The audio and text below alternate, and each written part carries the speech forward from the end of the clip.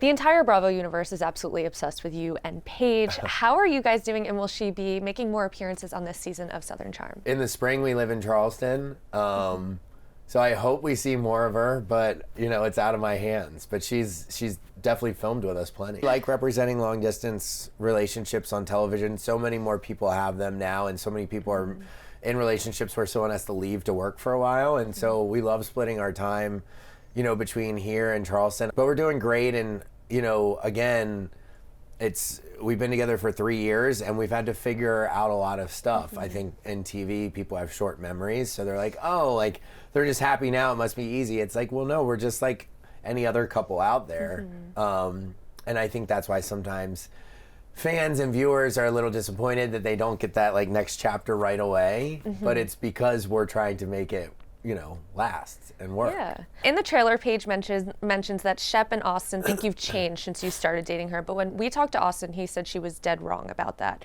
What's your take on that situation? Austen and Shep are like foaming out the mouth to say they're changed because of me.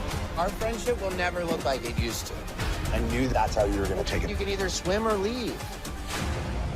Well, Paige has been an incredible influence in my life, and then she inspired me to tap into this potential that I had always dreamt of becoming. About almost 2 years ago now, I pretty much stopped drinking. I mean, I'm not sober, but I just really don't drink that much anymore. And it changed my life. It's not rocket science, everything started to get better, and my businesses started to do better, and that's why I opened the Nashville store, because I finally had the time and my drive increased. And I think Shep and Austen are having a really tough time mourning the loss of their bar buddy. I have other friends in my life that are very happy for me, and it doesn't affect them one bit that I don't go to the bars every night.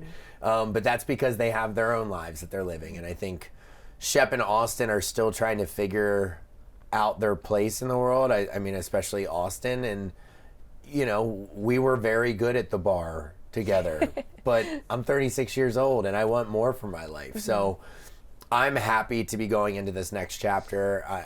It'll be fun to take the viewers with me, but I think Austen still has a tough time with it, which, again, that's kind of it's a personal problem for him. Like, I'm not gonna I'm giving away one thing for the rest of my life. I'm sorry that he is having trouble with it. I think you're doing great. Thank you. I think it's all part of growing up, and he'll get there someday, and he'll meet you there. Yeah, and you find value in other stuff. Like, I find value in quality time with Paige now, and my employees and the businesses, and I would love to spend quality time with them too. It's gonna look a little different. Yeah, totally.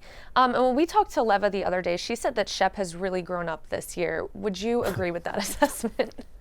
I mean, Shep's exactly who Shep's always been.